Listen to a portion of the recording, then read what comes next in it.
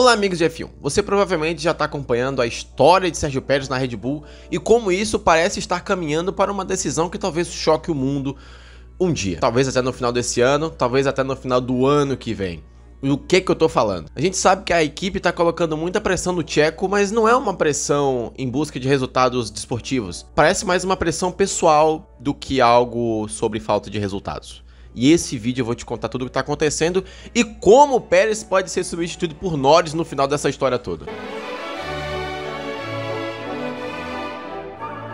Primeiro a gente tem que entender como que tudo começou. Pérez chegou na Red Bull em 2021 para substituir Albon, que foi outro piloto que foi fritado pela Red Bull. Pérez serviu como escudeiro do Verstappen naquela temporada e aquele era o papel do Pérez. Servir como escudeiro do Verstappen. O Pérez não foi contratado para desafiar o Verstappen. O Pérez não foi contratado para ser um piloto no nível de Verstappen. Todo mundo sabia que o Pérez era um degrau abaixo, então a equipe viu nele uma oportunidade de ouro de ter um piloto experiente para ser o escudeiro de um futuro campeão mundial, que foi o que aconteceu naquele ano. Só que para 2022, com o regulamento novo, as coisas mudaram. Na real, o Verstappen continuou vencendo o Pérez.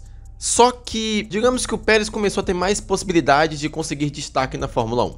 Ele venceu mais corridas e até começaram a falar da possibilidade dos dois disputarem o título entre eles apenas. Só que em 2022 ainda, a gente teve um pequeno problema entre eles, que foi no GP do Brasil, em que o Verstappen se recusou a deixar o Pérez ultrapassar para tentar ajudá-lo no objetivo dele de ser vice-campeão naquele ano pelo menos, já que o Verstappen já era campeão, e depois daquilo tudo degringolou para o Pérez dentro da equipe. Só que para 2023, olha só, o Pérez venceu 2 corridas nas 4 primeiras, e muita gente começou a pensar se o Pérez poderia desafiar o Verstappen, se o Pérez poderia trazer entretenimento tal qual o Rosberg. E o Pérez expressou o seu sentimento dizendo que ele queria ser campeão, que era o sonho dele, e que ele tinha um carro para isso. E depois, justamente dele falar isso, ele nunca mais ganhou uma corrida e o Verstappen emendou 10 vitórias seguidas. A carreira de Pérez, que estava subindo, simplesmente desceu em linha reta em 90 graus, coincidiu justamente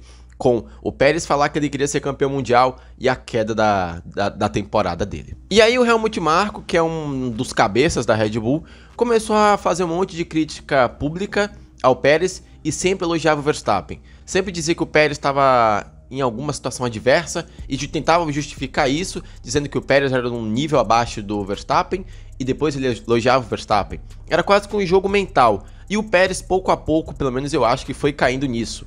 É como se, quanto mais o Helmut Marko falava, mais a confiança do Checo era abalada e mais erros ele cometia na pista. Alguma coisa mudou na Red Bull e mudou no Pérez depois que ele falou que queria ser campeão mundial. Eu não acredito que é sabotagem, eu vivo no mundo cor-de-rosa, eu acho que não estão sabotando o Pérez, eu acho que foi mais a questão do Helmut Marko, mas tudo mudou depois que ele falou aquilo. E aí chegamos no episódio de hoje. O Helmut Marko, ele deu uma entrevista e explicou sobre a situação de Pérez. Só que ele tentou justificar o que acontece com o Pérez nas qualificações, dizendo que, pelo fato dele ser sul-americano, ele não tem a cabeça tão focada quanto Verstappen e Vettel.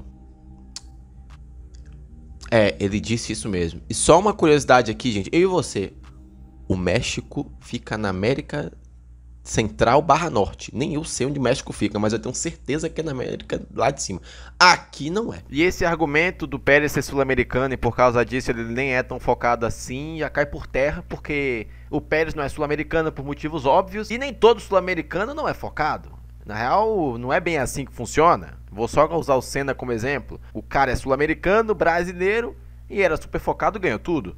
Não é bem assim, Helmut Marko, e você sabe disso.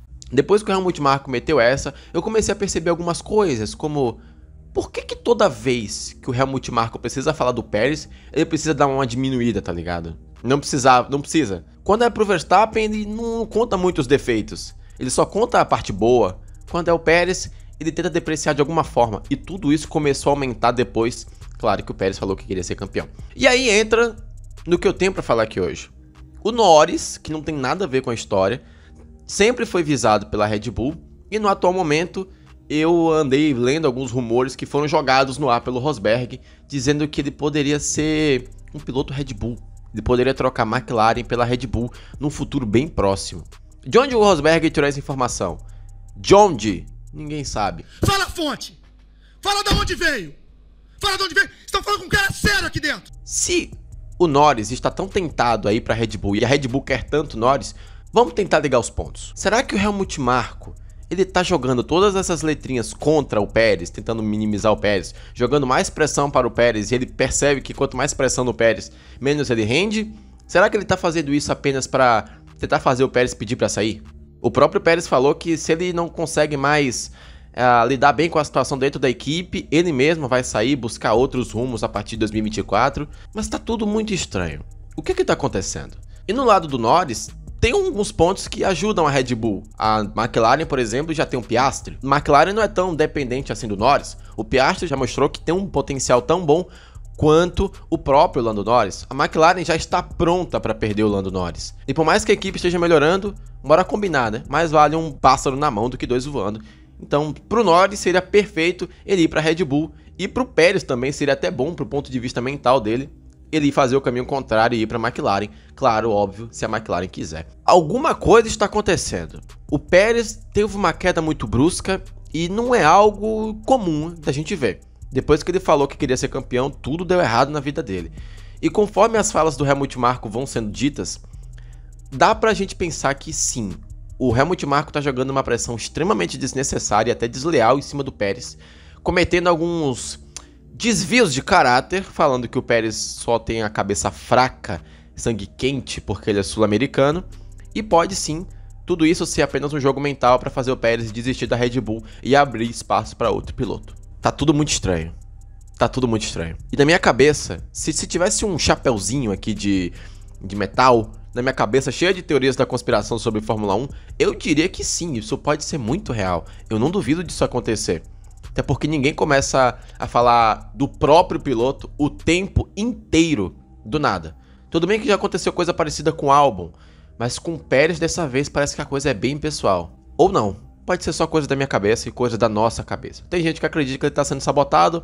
Eu acredito que tem alguma coisa, algum interesse por trás. Ou então o Helmut Marko é mau caráter. Então vai ficar nisso daí. Eu quero saber agora a sua opinião. Vamos lá. Eu fiz esse vídeo mais pra gente pensar mesmo. Não tem nenhuma informação jogada aqui no ar. É apenas uma teoria completamente sem fundamento e também uma observação que eu fiz sobre tudo isso. Eu quero saber a sua opinião. O que você acha? Estou maluco ou faz um pouco de sentido? Comenta aqui embaixo o que você acha.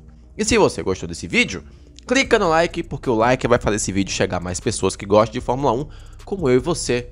Eu gosto de Fórmula 1, você gosta de Fórmula 1, eu te dou o vídeo, você me dá o like. É uma troca perfeita. E claro, se você gostou mesmo do vídeo, se inscreve no canal para ver meus próximos vídeos. Tem muita história, tem muita teoria da conspiração saindo diretamente da minha cabeça, então inscreva-se para não perder os próximos vídeos. E claro, se você tá aqui no final do vídeo, você já sabe. Clica nesse vídeo que tá aí na sua tela, que tem outra história tão boa quanto essa, ou até mesmo uma teoria tão boa quanto essa, que eu acabei de te contar. Assista e eu te vejo no próximo vídeo.